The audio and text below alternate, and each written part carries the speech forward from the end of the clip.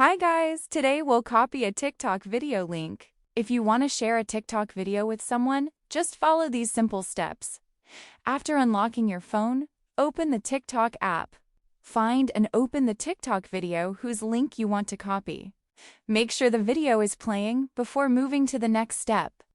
Tap the share icon on the right side of the video. This will open the sharing menu with different options.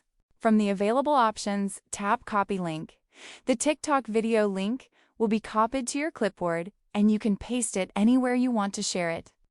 You can now paste the copied link into a message, email, or social media app to share the video with others. If you want to keep the video itself, you'll need to use the download option if it's available for that video.